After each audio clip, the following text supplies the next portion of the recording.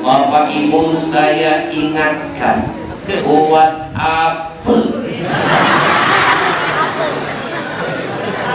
punya harta berlimpah kalau anak-anak kita tidak ada yang jadi soleh?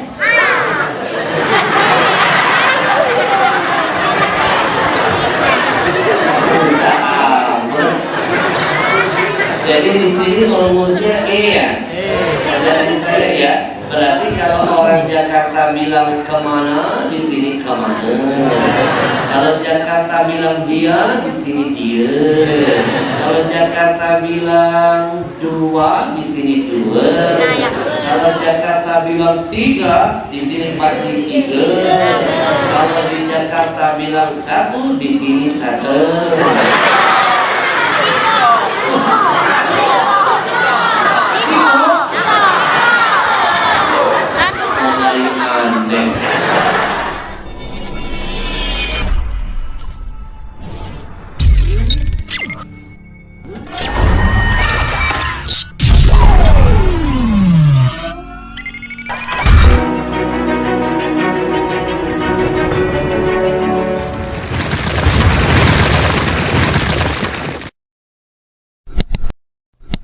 Tahlil 40 hari yang ceramah Ustadz Abdul Somad, 100 hari dia minta saya malamnya tahlilan, besoknya tasmiyah, double ajaran.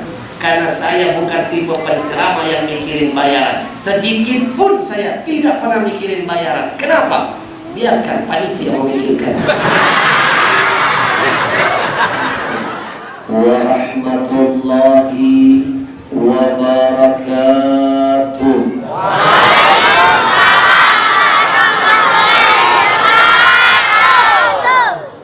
Alhamdulillah, wassalatu wassalamu ala rasulillah wa ala alihi wa sahbihi wa man wala wa la hawla wa la quwwa illa billah.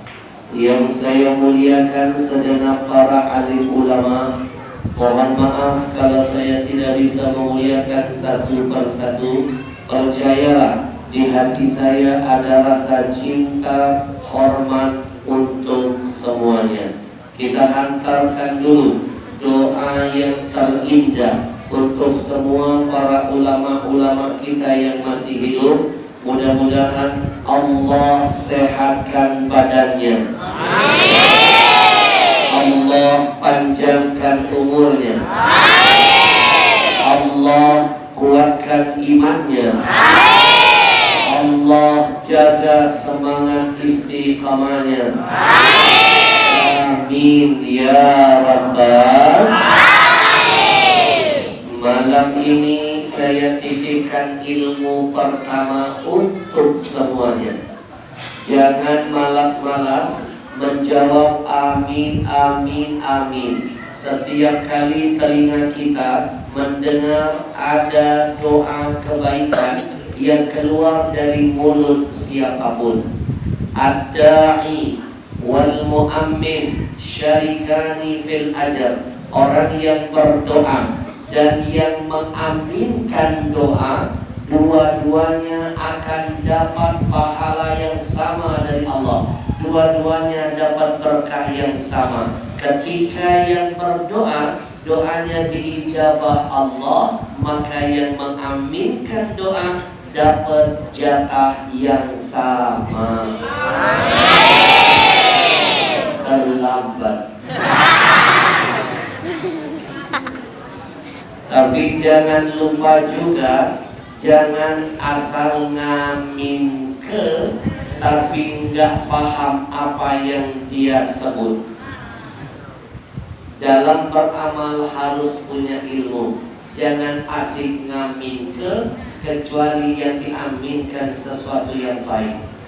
Bu, kalau nggak baik jangan diaminkan. Ada kejadian ketika saya ke Madinah. Saya umroh. Anak-anak tahu Madinah? Tahu. Di mana? itu. So tahu. Madinah. Nah, selapan belok kanan.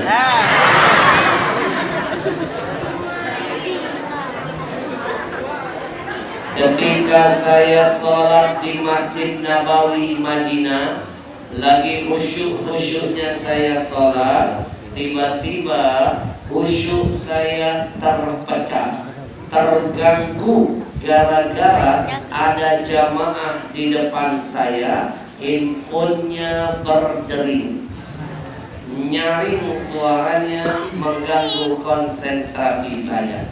Saya titipkan dulu pesan buat anak-anak, kalau sedang masuk ke masjid, mau sholat, sedang komunikasi dengan Allah Tuhanmu, matikan semua komunikasi. Masa ngadep atasan lagi meeting bisa silent, ngadep Tuhan nggak bisa silent. Betul? Kalau handphonemu berbunyi, lalu jamaah di sampingmu khusyuknya terganggu, kamu berdosa. Bu, saya kesel gara-gara suara handphone dia, khusyuk saya jadi pecah. Bunyi handphonenya menggelegar, langsung saya simpulkan ini pasti orang kita, karena dari lagunya Siko bagi dua.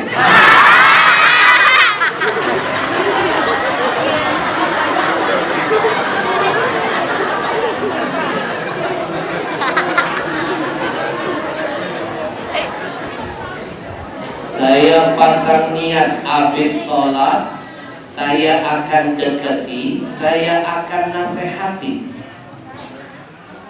Belum sempat saya mendekat, belum sempat saya menasihati, orang ini sudah ditegur oleh petugas bawaba. Setiap pintu Masjidil Haram ada petugas-petugas keamanan. Petugas di sana tidak sama dengan petugas di sini. Kalau di sini pakai baju seragam petugas, di Arab pakai gamis putih, serban merah, pakai eagle, nampak seperti ulama, padahal satpam. Datang satpam ini memakai baju gamis putih, langsung mendekat memaki-maki jamaah yang tadi handphonenya menyala. Dia maki-maki pakai bahasa Arab. Inta ma ta'rif qanun hina le ma tudfik jawal haqaq, inta ma tastahi rabbak, inta ma ta'rif quddamak min. Dia lihat pakai bahasa Arab, penampilan kayak ulama, dia langsung angkat tangan. Amin. Amin. Amin. Makin marah tuh Arab. Orang jumpai malah diambil. Jangan-jangan orang Arab berkata di hatinya seperti ini, oh, dasar kurang secantik benar.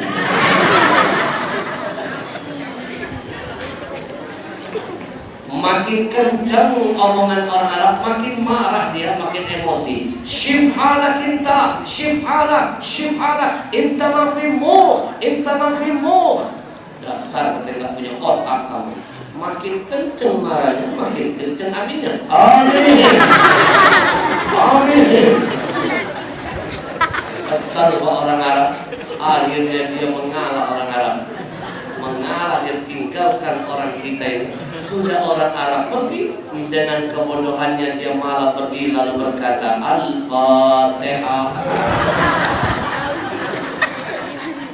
Itu pentingnya belajar bahasa Arab, karena bahasa Arab satu-satunya bahasa yang paling berkah. Kalau nggak berkah, nggak mungkin ditempel Allah dengan Al-Quran. Quranan Arabiyyan. Kalau nggak berkah, nggak mungkin dipilih Allah dari bahasa Al-Quran. Bu, saya malu lihat pendeta satu pesawat dengan saya, menuju ke Jakarta, pendeta-pendeta sekarang sudah pandai bahasa Arab. Saya malu lihat anak kecil-kecil seperti ini pandai betul bahasa Arab mereka ketika saya ketemu di Madinah. Ibu gak percaya, pergi ke Madinah. Lihat anak-anak di Madinah dan di Mekah kecil-kecil pandai bahasa Arab semua.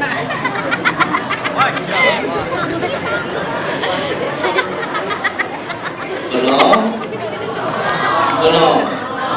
Baru belajar.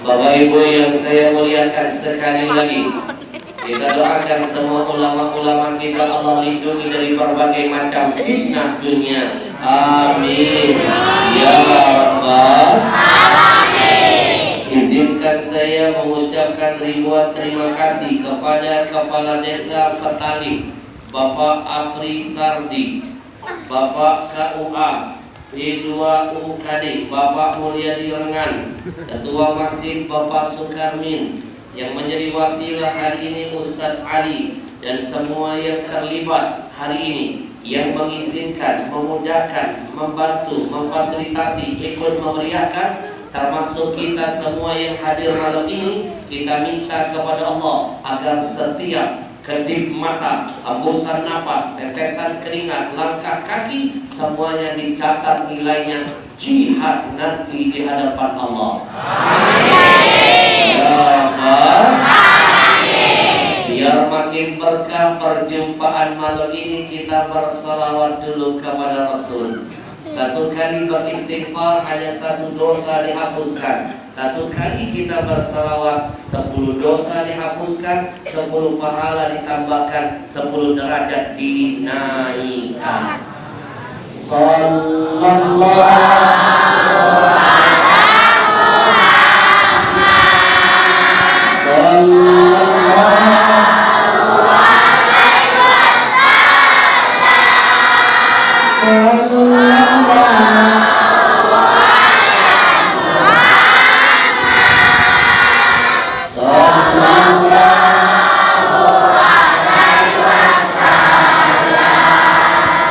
anak-anakku sayang, tetap duduk manis kayak begini, jangan cuel teman kanan kiri. Nanti yang paling diam menyimak dan semangat bersalawat, saya akan tandai. Nanti saya panggil ke depan, saya hadiahkan Al-Quran cetakan komunitas Rio Indonesia Mengaji, mewah Qurannya, ada terjemahan di dalamnya, kertasnya anti rayap, anti basah, plus saya kasih tanda tangan asli dari sana. Tapi kalau cuel-cuel temannya, ganggu-ganggu temannya, berisik, kita panggil suruh ke depan. Nanti kita hukum baca surah-surah pendek minimal Al-Baqarah. Ayo, kalau main jangan di masjid, ini rumah Allah, main di luar sana. Betul? Kita doakan dulu anak-anak kita yang ada di depan ini, mudah-mudahan menjadi anak yang saleh dan salehah. Amin. Menjadi anak yang benar. Amin. Amin. Bapak Ibu, saya titipkan pesan malam ini. Buat apa punya harta berlimpah? Betul ya? Di sini pakai ko atau pakai e? Pakai e. Kita coba. Bapak Ibu, saya ingatkan, buat apa punya harta berlimpah kalau anak-anak kita tidak ada yang jadi soleh?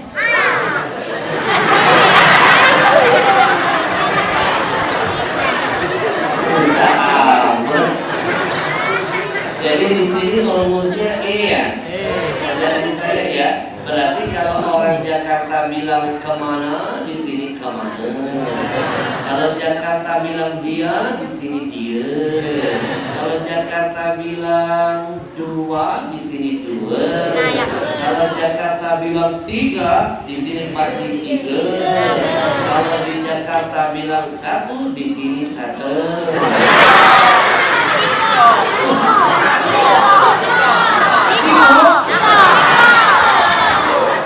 Mulai aneh.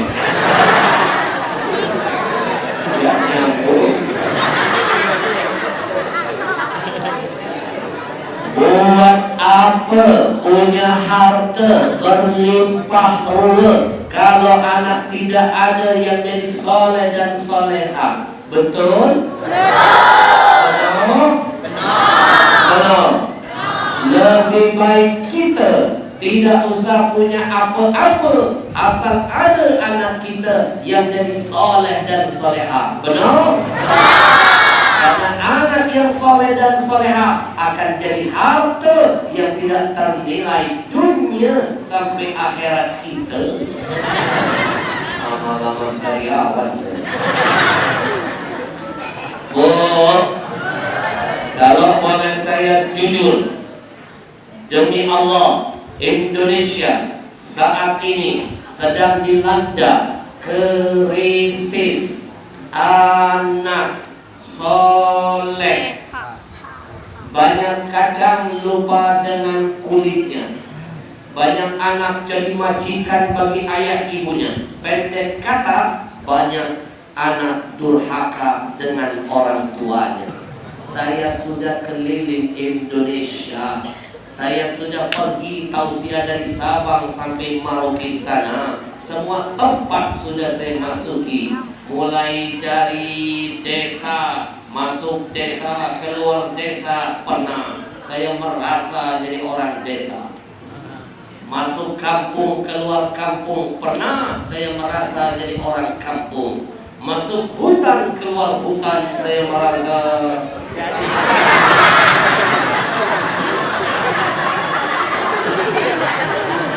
siapa yang bilang orang itu? Gak ada lagu.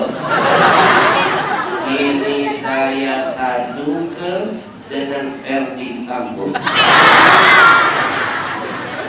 Ini bisa kena pasal perbuatan tidak menyenangkan.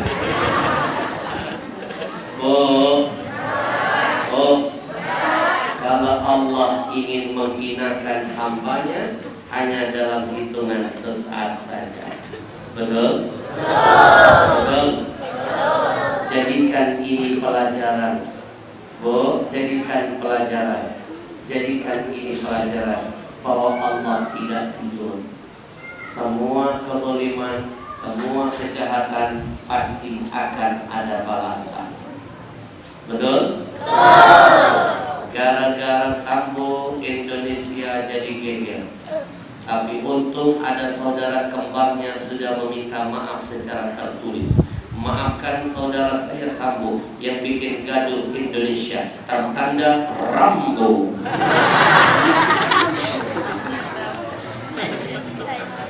Gara-gara kasus Sambo ada anak kecil cening hatinya. Cening. Tahu cening? Cening tahu? Tahu. Cening. Dia nyiapkan baju polisi nak melok karnaval 17-an di sekolahnya. Nyiapkan baju polisi, dipakai, dipeluk, dicium, disayang-sayangi bajunya. Tak taunya timbul berita Sambo. Malu dia pakai baju itu. Aku disumpahi teman-temannya. Akhirnya dengan berat hati, tepat 17 Agustus dia pakai juga baju polisi itu, tapi di belakangnya dia tulis bukan anak buah Sambo.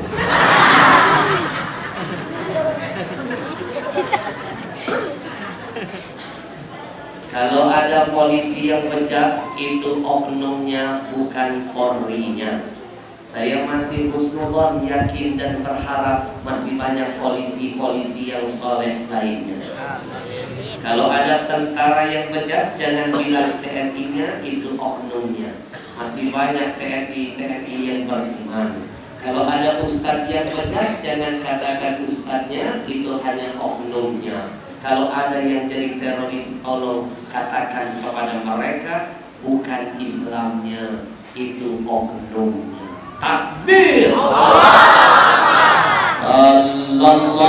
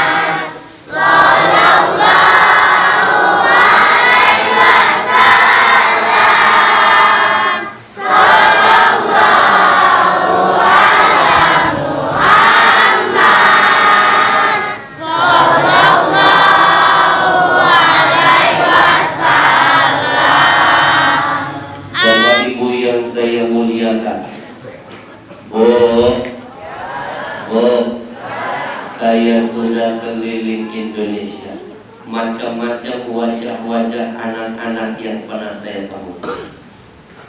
Saya pergi ke Jambi, naik mobil dari Jambi ke sebuah kota kecil namanya Muara Tebu. Kotanya kecil, kecil, sekali lagi kecil, kecil banget kalau dilihat dari peta. Ada yang salah omongan saya? Udah dengerin aja. Kota itu namanya Muara Tebu. Sesampainya di sana saya meneteskan air mata, crying, you know. Kenapa? Di kota itu ada kejadian seorang anak mengunci ibunya di kandang kambing. Dia tidur di tempat yang bagus, ibunya dibiarkan tidur di kandang kambing. Saya langsung menangis dan menyimpulkan dalam tulisan buku saya, pantas Indonesia banyak betul musibahnya. Jangan-jangan jawabannya sudah ada kacang lupa dengan kulit. Kejadian kedua, saya pergi ke kota Brebes.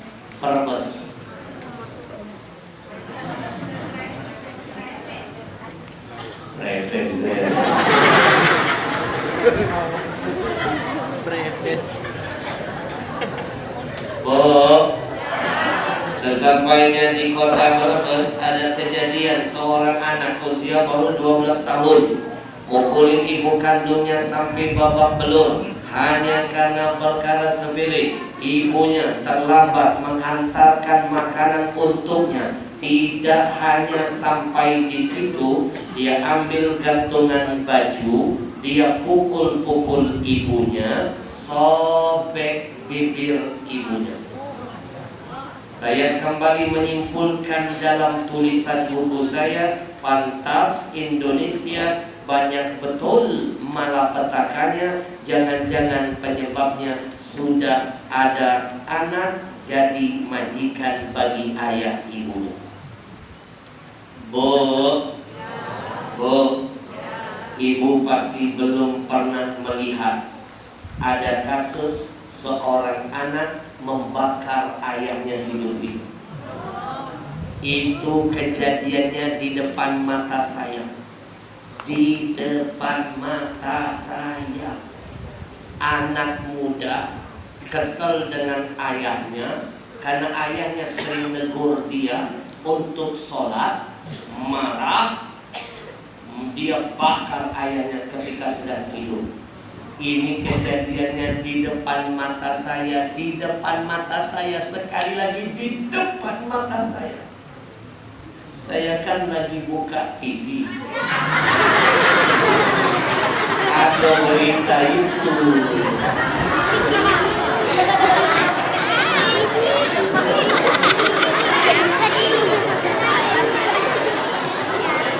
Bukankah itu di depan mata saya?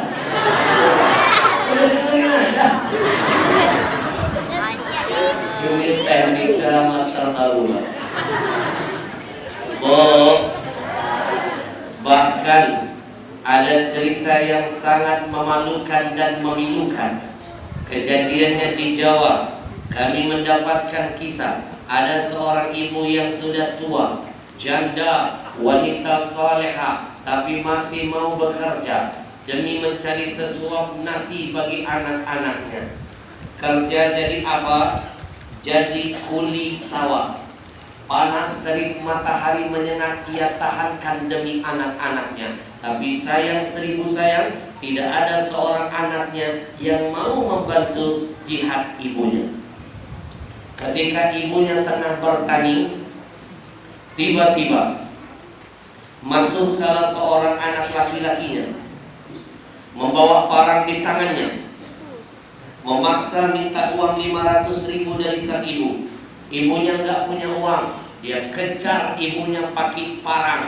Berlari sang ibu ketakutan ingin menyelamatkan nyawanya. Lalu sang ibu terjatuh di tengah sawah.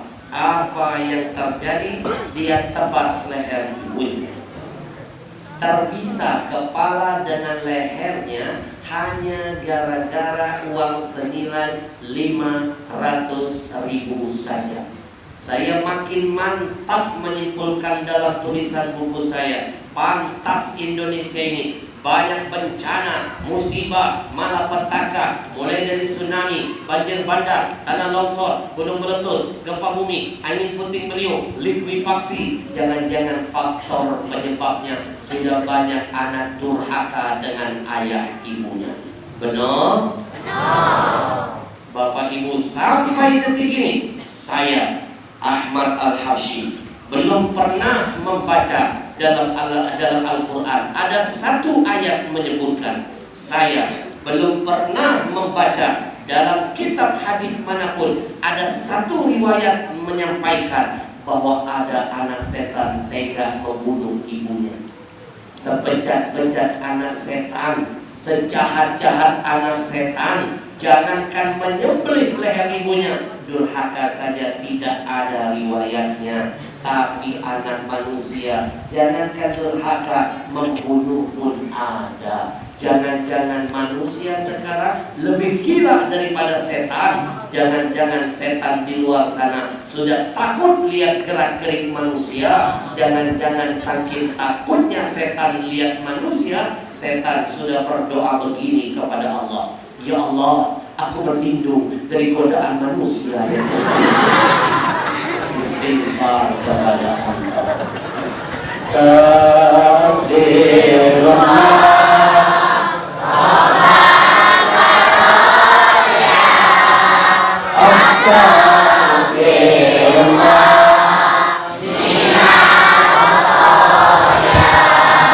Bapak Ibu yang dimuliakan Allah, di zaman Nabi Nuh ada musibah juga, namanya banjir. Satu dunia konon ditenggelamkan Allah. Satu dunia tenggelam, tidak ada yang selamat kecuali yang naik ke atas kapal Nabi Nuh. Anak-anak kenal Nabi Nuh? Yang kompak dong, kenal? Iman dong, kenal. Kalau mereka kenal Nabi Nuh berarti mereka makhluk purbakala. Anak-anak Nabi Nuh dikasih gelar Abal Bashar Thani, bapak manusia kedua setelah Adam, karena tidak ada seorang manusia pun yang bisa hidup dan selamat kecuali yang naik ke atas kapal Nabi Nuh setelah banjir besar dihadirkan. Timbul pertanyaan, kenapa Allah marah, Allah murka, semua ditenggelamkan, banjir dihadirkan? Apa karena umat Nabi Nuh waktu itu yang suka membangkang dengan nabinya? Jawabannya bukan ini. Ada sebab lain yang mengundang murkanya Allah, menghadirkan banjir, semua ditenggelamkan. Sebab apa? Dosa pembangkangan seorang anak laki-laki kepada ayahnya. Siapa anak itu? Kan'an namanya. Durhaka dengan siapa? Nuh ayahnya. Sejarah menitipkan pesan, biar kita merenung lalu menyimpulkan. Jangan main-main, jangan anggap remeh dosa kedurhakaan. Jangan. Kalau dulu saja baru ada seorang anak laki-laki berani mendurhakai ayahnya, dunia pernah ditenggelamkan, banjir besar pernah dihadirkan. Lalu bagaimana dengan potret anak-anak milenial yang bukan cuma durhaka dengan ayah, tapi mereka berani durhaka dengan ibu tercinta? Bukankah kata Nabimu, ibumu 3 kali lipat lebih mulia dari ayahmu? Ketika kau durhakai ibumu, bersiap-siaplah 3 kali lipat kesialan, bencana, musibah pasti Allah hadirkan dalam setiap langkah hidupmu. Apalagi kalau dua-duanya sudah kita durhakai. Istighfar kepada Allah. Astaghfirullah.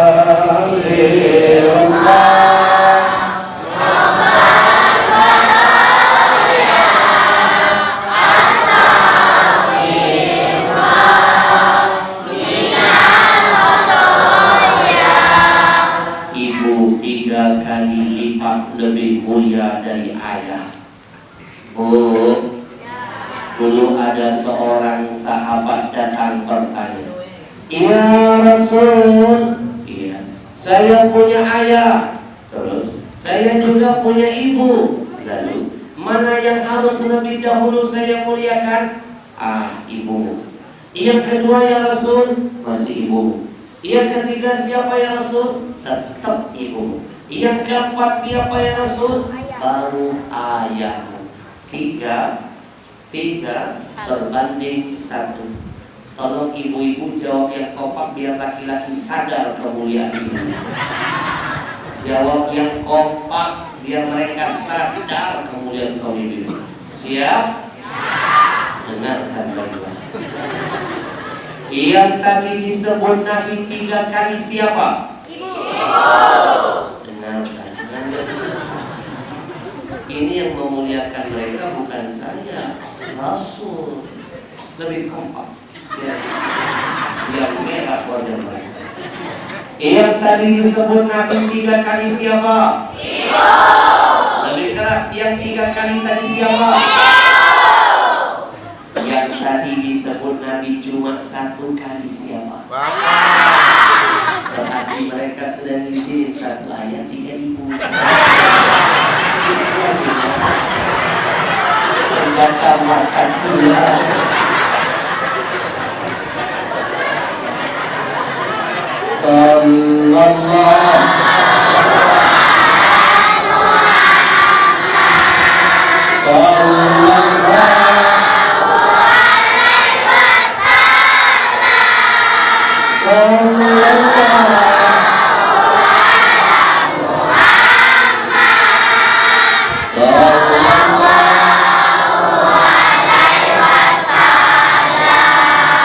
Ada seorang anak sudah saya tandai dapat Quran plus tanda tangan. Sebelum saya lanjutkan ceramah hari ini, tenang, yang lain sudah ada yang saya tandai dulu. Assalamualaikum. Namamu siapa? Airen Friska. Panggilannya Vicky. Kamu kelas berapa? Kelas 5. Nanti kalau sudah besar cita-cita mau jadi apa? Amin. 10 tahun, 20 tahun lagi kita nggak tahu. Mungkin dia jadi menteri kesehatan. Dapat buku, dapat Quran plus tanda tangan asli dari Habib. Sallallahu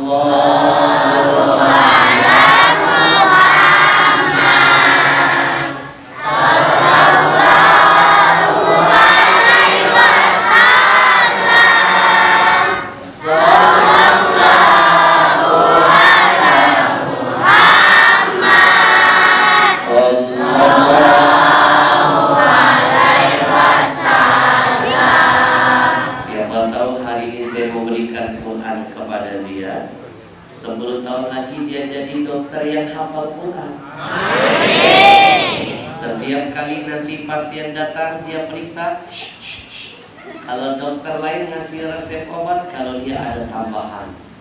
Dok, saya cocoknya baca apa dok? Shh, resepnya sudah saya siapkan. Apa? Balik dari sini kumpul uang baca Yasin. Tapi saya belum meninggal dunia dok. Oh Yasin ini buat wong yang sakit, juga buat yang mati. Bukan hanya buat orang mati, buat yang sakit dan buat yang mati. Berkah berdakwah dalam tugas. Barakallahu fiik. Kamu kesini dengan siapa? Orang tua saya. Yang mana orang tua?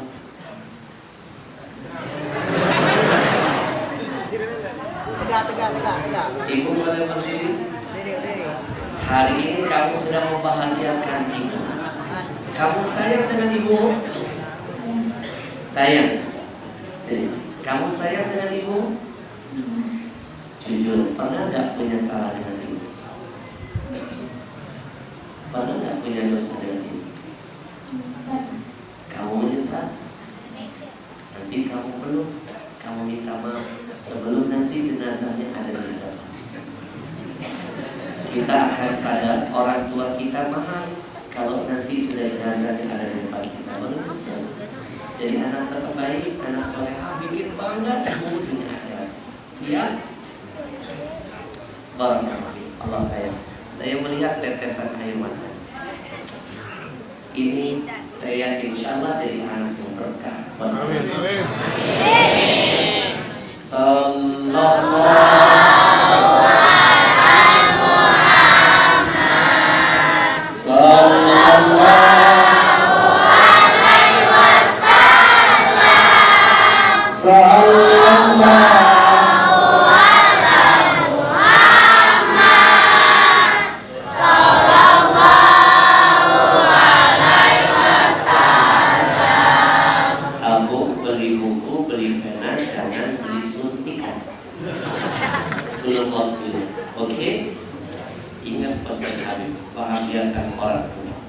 siapa yang menjadikan ayah ibunya seperti raja dan ratu, nanti Allah jadikan hidupnya mengalahkan raja dan ratu. Bapak ibu yang saya muliakan,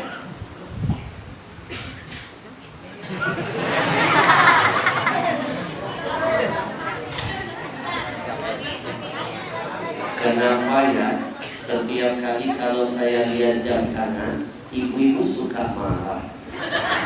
Padahal ini jam saya loh.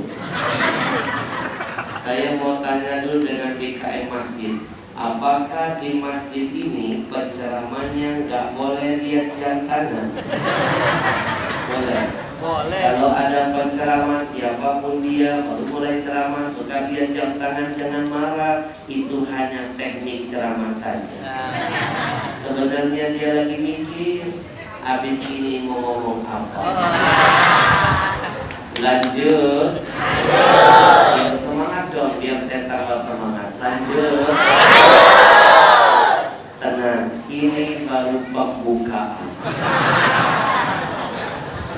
Itu pun baru pembukaan 1. Masih ada pembukaan 9.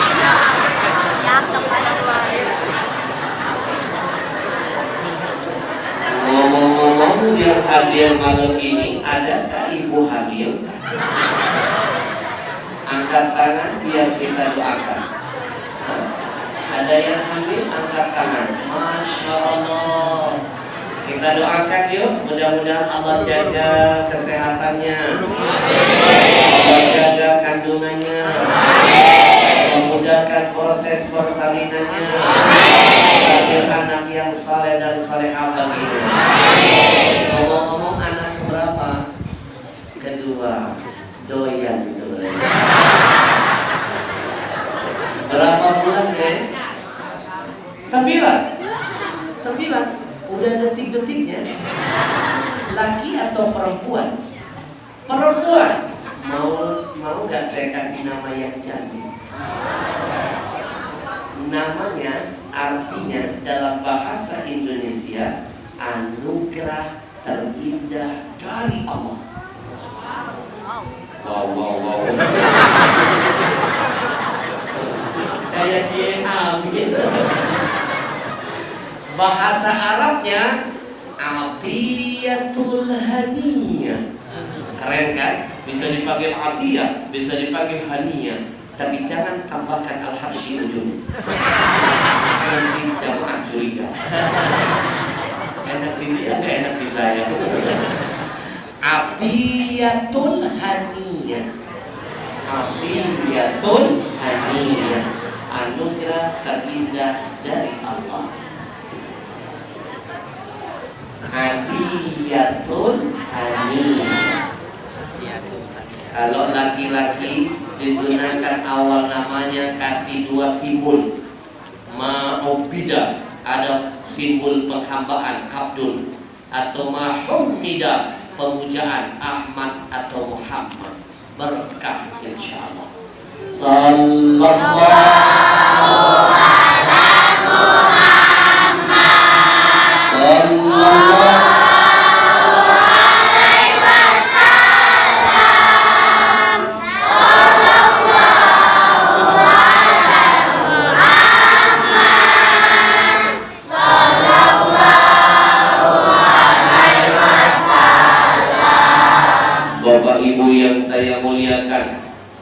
dari rentetan kisah-kisah yang tadi saya temukan ketika keliling Indonesia, mulai dari Brebes, Jambi, Brebes sampai ke Jawa, saya simpulkan, saya mantapkan tulisan buku saya. Gara-gara itu saya menulis sebuah buku yang saya tulis buku itu selama 3 tahun setengah.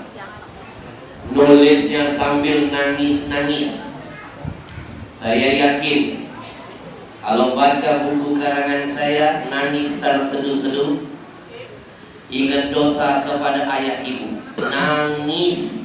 Soalnya pernah terbukti Pak, saya ceramah di satu kampung waktu itu, jamaah yang hadir ribuan orang, hidup semuanya, hidup galau. Tiba-tiba saya kaget lihat ke belakang, nampak preman, rambutnya gondrong, mukanya serem, badannya penuh dengan tato, masih mau duduk mendengarkan tausiah. Saya kagum dan terharu. Saya panggil preman itu maju ke depan, lalu saya hadiahkan buku karangan saya yang dahsyat itu. Apa yang terjadi? Belum dia buka plastik bukunya, belum dia baca isinya, baru dia pegang bukunya, bergetar tangannya, menangis, keluar air matanya, menangis padahal belum dibaca. Saya tanya dia, "Abang, kenapa abang menangis?" Ternyata dia menangis karena tidak bisa baca.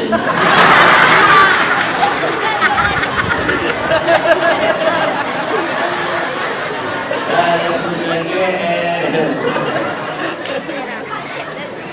Bu, tapi buku saya tembus mega bestseller.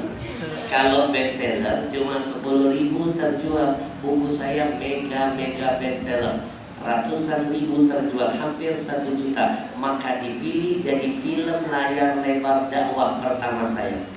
Sudah nonton filmnya? Belum. Saya ajarkan cara nontonnya. Pulang dari sini ajak anak-anaknya nonton, buktikan 4 episode, tonton sampai kelar. Filmnya keren. Nonton filmnya nggak cukup bawa tisu, bawakan ibu. Berkurai air mata, makin sayang dengan ayah ibu dan guru kita. Ada lucunya, ada sedihnya, ada serunya. Tonton ya, saya main di dalamnya jadi peran guru saya. Tonton, saya ajarkan cara nontonnya. Mau? Pulang dari sini buka YouTube. Tahu YouTube? Tahu. Yang aku abang-abang itu.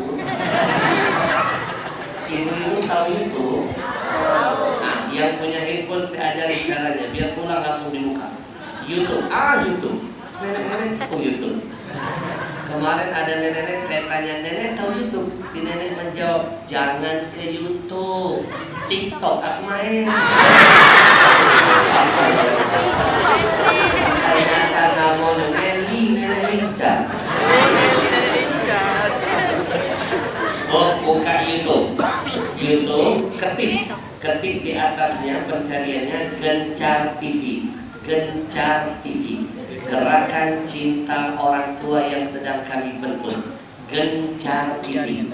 Setelah itu turunkan video-videonya, nanti cari Ada Surga di Rumahmu. Kalau sudah ketik Gencar TV, sudah?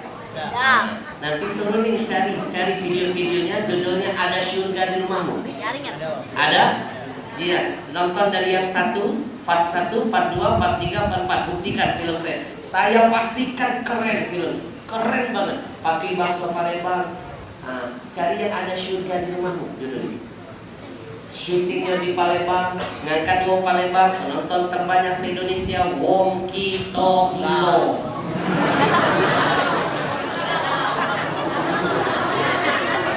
Tapi kalau lah nonton jangan lupa like, share, and subscribe.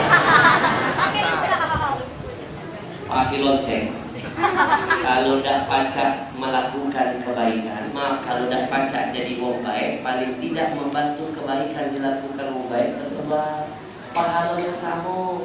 Tidak pacak bikin film dakwah, bantu nyebarin. Mandala ala khairin falahu mithlu ajri fa'ili. Siapapun yang ikut andil dalam semua kebaikan, dia sama seperti pelaku kebaikan. Anak-anak bantu saya lagi mau bikin film lagi. Insya Allah ada 7 film akan saya buat. Siapa tahu saya syuting di sini. Kalau saya syuting di sini, ibu-ibu mau ikut main di film saya? Sutradara saya bilang masih ada lowongan. Saya tanya jadi apa? Jenazah.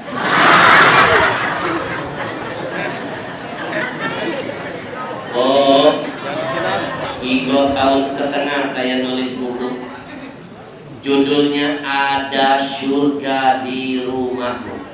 Pertanyaannya, siapa surga kita di rumah? Nah, itu yang akan kita bahas di episode kedua setelah pesan-pesan yang satu ini. Sallallahu alaihi wasallam.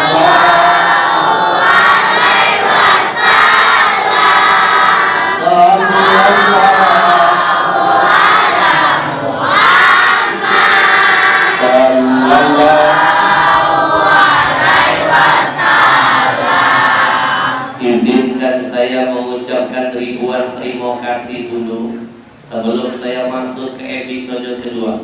Kepada siapa kita harus berterima kasih? Kepada komunitas Riau Indonesia Mengaji. Karena wasilah mereka saya dihadirkan ke sini. Bu, nak tahu dah tiket pesawat saya dari Jakarta ke Palembang yang bayar mereka. DKM Masjid ini tidak usah repot-repot bayarin tiket saya. Yang bayar mereka. Tiket sekarang regonya mahal. Saya kemana-mana muter-muter. Bahasa Inggrisnya ngubeng-ngubeng. Saya kemana-mana ngubeng-ngubeng keliling Indonesia, mana pernah dewean. Saya kemana-mana bawa gerbong.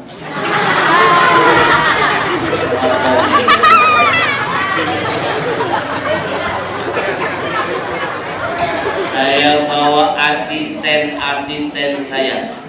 Salah satunya asisten saya yang langsing ini. Bapak Ibu, asisten saya ini kalau naik pesawat biayanya dihitung 2 tiket, 2 kursi. Kadang-kadang saya suka kesian kalau naik pesawat transit, pesawatnya kecil, kursinya sempit. Asisten saya sering terhimpit. Untung waktu itu ada pramugari yang berbaik hati. Dari jauh pramugari melihat asisten Ustadz Al-Habsyi terhimpit duduk di kursi. Pramugari datang menawarkan solusi. Pramugari berkata, "Abang, kalau seandainya abang susah duduk di kursi ini, bolehkah kami tawarkan solusi untuk abang? Abang, kami bagasikan saja."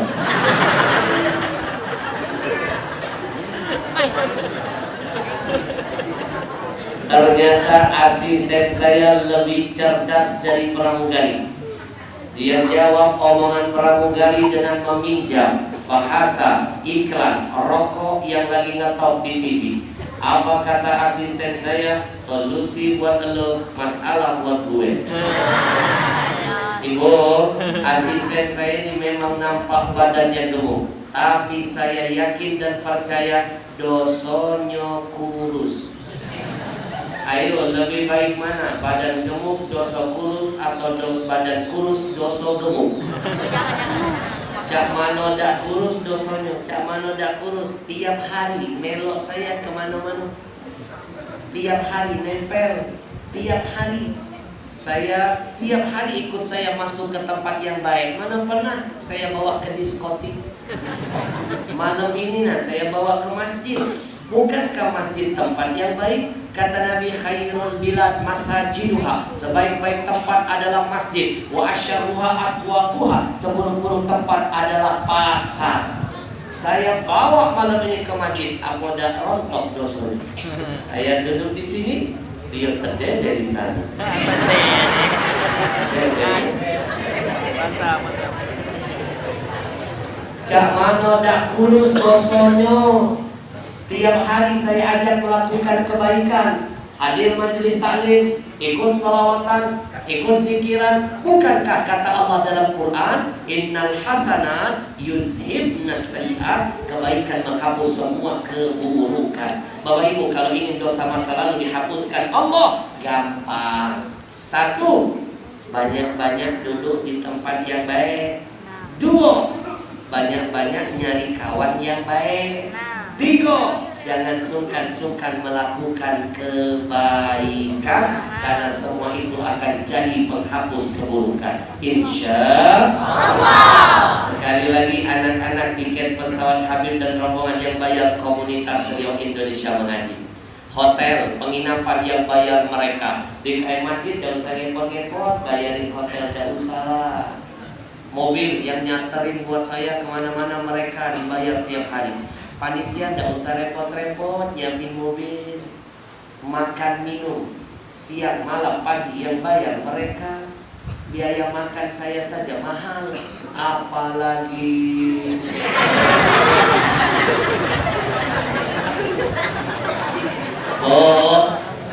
biaya makan saya yang bayar komunitas itu. Di kain masjid tidak usah repot-repot, nah nyiapkan makanan tidak usah. Tidak usahlah repot-repot nak nyiapkan nasi minyak, tidak usah. Nak nyiapkan pempek, tidak usah. Nak nyiapkan durian, tidak usah. Ungkus baik.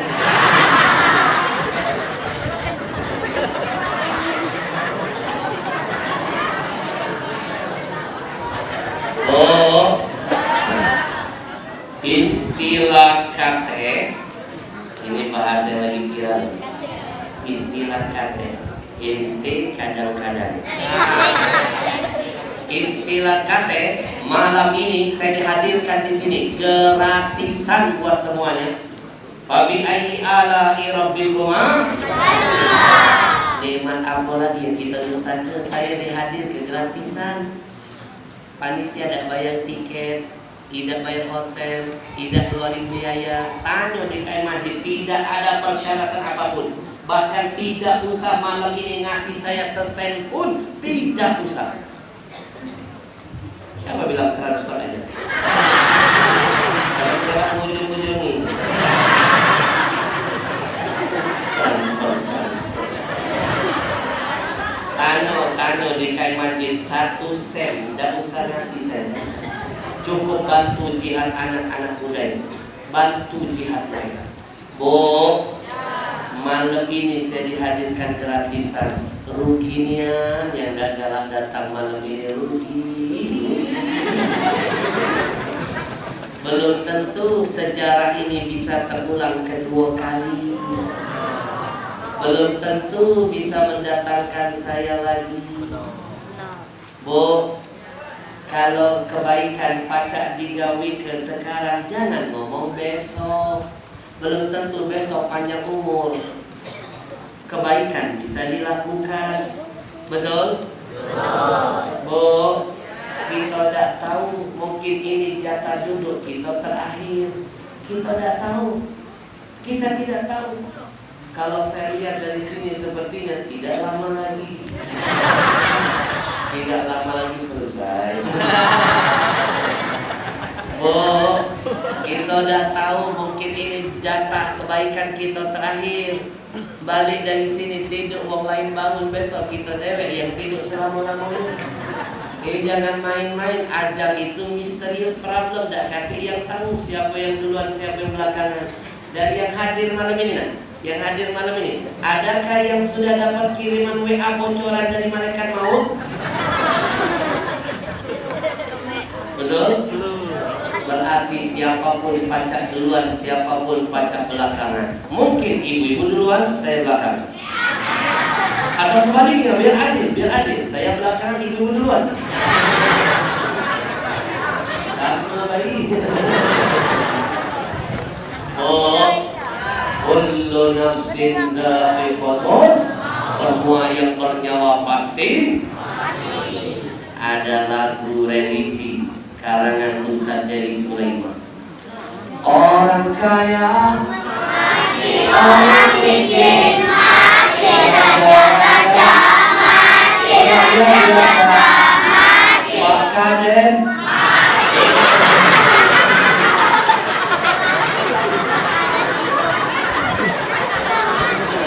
Jangan tanggung jawab kalian bukan saya.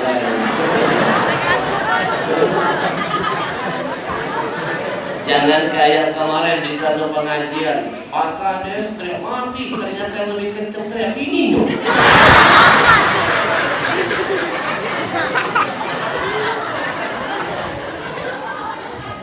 Oh, kalau kebaikan pacak digawe ke hari ini jangan bilang besok. Belum tentu besok panjang umur. Kebaikan bisa dilakukan. Maaf ya, kalaupun panjang umur, tidak jaminan besok sehat. Sehat itu nikmat terbesar kedua setelah iman. Kalau sehat, pacak beribadah, pacak bekerja, pacak berbuat segala-galanya. Kalaulah sakit, baru tahu nikmat sehat.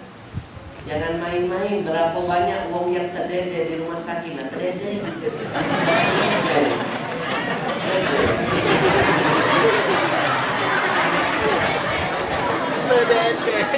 Tidak pacak bergerak, terdede.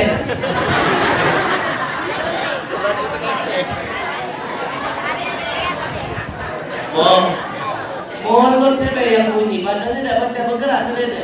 Mulutnya yang baca.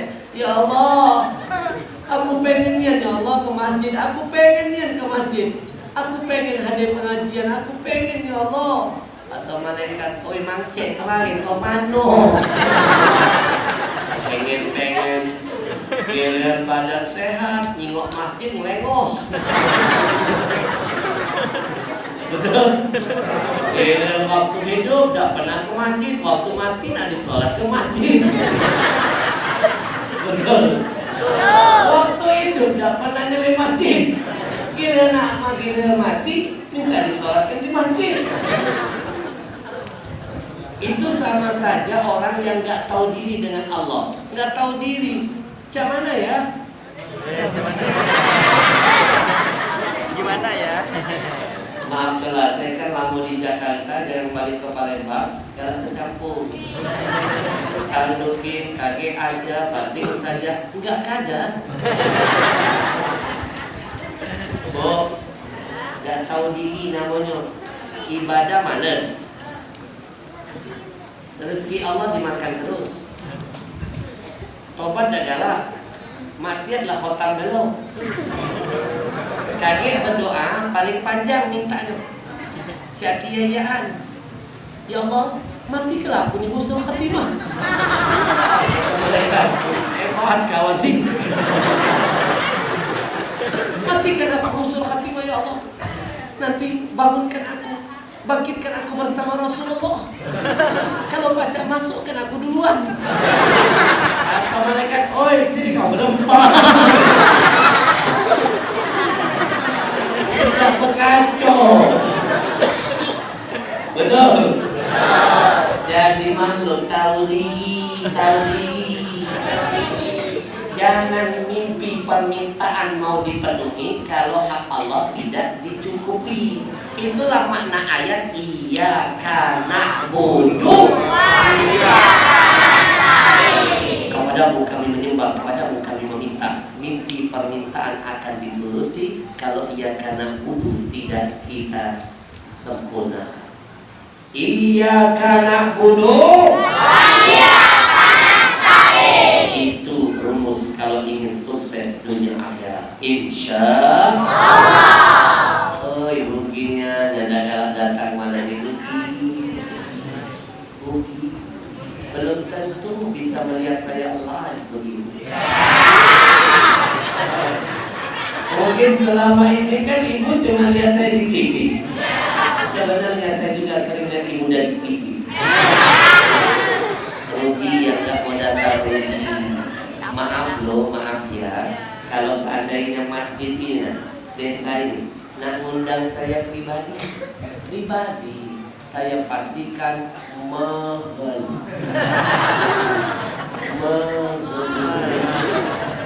Yang mahal bukan saya ongkosnya. Belum saya terjogok di sini, belum dia terdede di sini.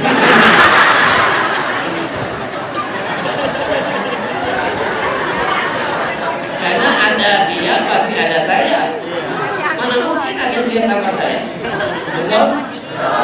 Belum saya terjogok di sini, belum dia terdede di sini. Panitia mengeluarkan modal. Apa modalnya? Beli tiket pergi dulu ke Jakarta, main ke kantor manajemen kami, lihat jadwalnya, nyimak jadwal ada apa tidak. Berapa banyak yang sudah ke Jakarta dan dapat jadwal balik lagi tangan hampa. Kemarin wali kota Pontianak kirim ajudan asistennya ke Jakarta mau ketemu saya, nggak bisa, saya lagi di luar kota. Yang ketemu cuma adik saya. Bupati ada satu kota minta jadwal nggak baca. Gubernur Sumatera Selatan Herman Deru tanya kelak. Pada saat 100 hari tahlilan anak perempuan kesayangannya, berharap saya yang mengisinya. Nelpon, ring-ring, semuanya orang nelpon saya. Tidak baca, saya lagi di luar kota, jadwal gak masuk. Mau dia menteri, mau dia presiden, mau dia gubernur, kalau jadwalnya gak masuk, matilah kendak. Bu, gubernur, acara Geri Agung hari 40, tahlil 40 hari yang ceramah Ustadz Abdul Somad. 100 hari dia minta saya malamnya tahlilan, besoknya tasmiyah, double acaranya. Tidak baca. Mau siapapun nak bayar berapapun, kalau nak baca, tak baca. Kalau saya ini mana pernah mikirin bayaran, mana pernah. Mau dia pejabat, mau dia siapapun, mau bayar mahal, tak baca kalau jadwal dah masuk. Karena saya bukan tipe penceramah yang mikirin bayaran. Sedikit pun saya tidak pernah mikirin bayaran. Kenapa? Biarkan panitia memikirkan.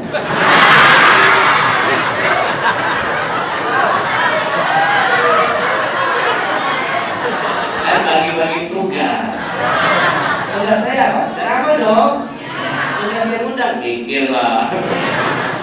Bu, tapi mohon maaf loh, bener loh, malam ini saya lihat jadwal. Ini jadwal yang saya prioritaskan. Maka tidak salah hari ini saya lihat ramai orangnya. Ibu nak tahu tak sebenarnya jadwal malam ini? Ini tanggal berapa nih? Tanggal 2 kan? 2 hari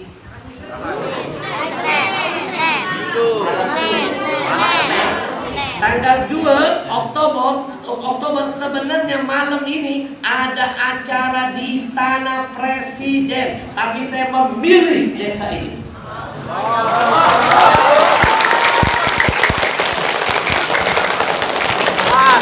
Tidak usahlah tepuk tangan.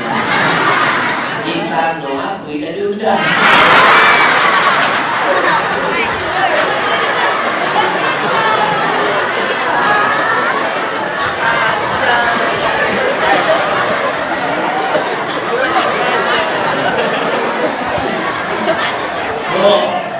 Kan saya cuma ngasih bocoran doang.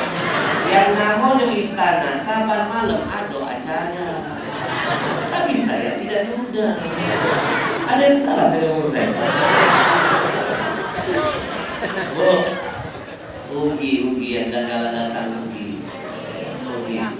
Nak ngundang saya mahal ongkos tiketnya, hotelnya dan lain sebagainya. Ini gratis. Fabi ayyi ala rabbikuma nikmat apalagi yang kita dustakan. Maka Bapak Ibu, saya ingatkan hari ini, ingat pesan ulama. Kalau kita tidak pacak jadi orang baik, paling tidak kita membantu kebaikan yang dilakukan orang baik tersebar. Kalau kita tidak pacak jadi komunitas Senior Indonesia Mengaji, menghadirkan para ulama-ulama ke pelosok negeri, mereka yang membiayai, paling tidak ayo tahu diri, nanam saham akhiratnya. Saya mulai dari diri saya. Ayo siapkan infak terbaik. Siapa tahu hari ini dia datangkan saya, bulan depan lain kesempatan mereka bawa ustaz-ustaz hebat lain dari Jakarta berbagi ilmu buat kita semuanya. Bapak Ibu, saya mulai dari diri saya. Siapkan infak terbaik. Kita senangkan malam ini hati Rasulullah, biar Allah senangkan kita. Semua lihat ke depan. Dalam kebaikan ada keberkahan. Dalam keberkahan ada kebahagiaan. Saya mulai dari diri saya. Bismillahirrahmanirrahim. Jangan lupa. Kaget kalau memasukkan infak pasang niat. Jadi kebaikan kita ini perangko yang bakal membuat doa cepat dijabah. Namanya wasilah. Boleh tak bertawasul dengan amal kebaikan? Boleh. Mana dalilnya? Anak-anak masih ingat tak cerita Nabi 3 pemuda yang terjebak dalam gua?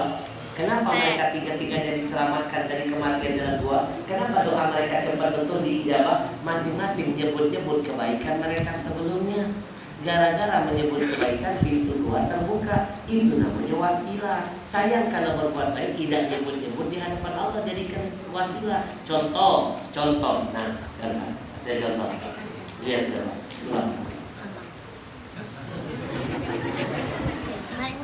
Niat ke? Apa niatnya? Contoh.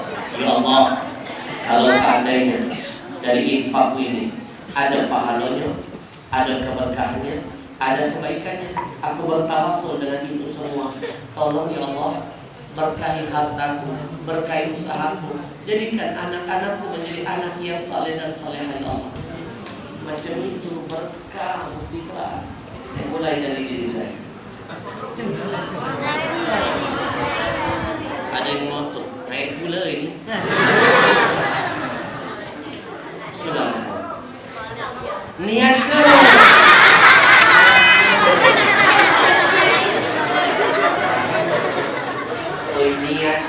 Niat ke.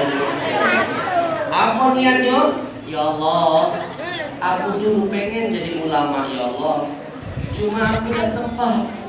Sekarang aku lah tua, tidak mungkin lagi aku kuawa jadi ulama. Aku minta ya Allah dengan wasilah infak ini, jadikanlah anak cucuku ada pejuang agama, ada yang jadi ulama besar, biar aku terus memanen pahalanya.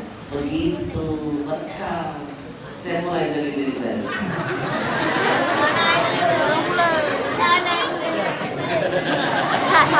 Mungkinnya. Bismillahirrahmanirrahim. Niat ke? Ini teknik sedekah terbaru ini. Niat ke.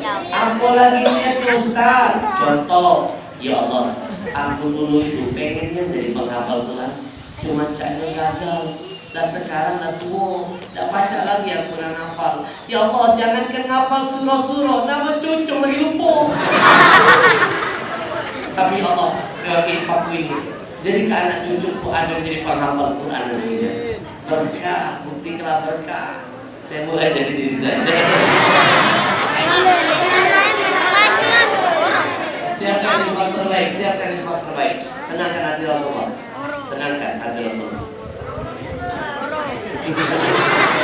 Bismillahirrahmanirrahim. Kita iringi dengan salawat ya, biar jadi berkah.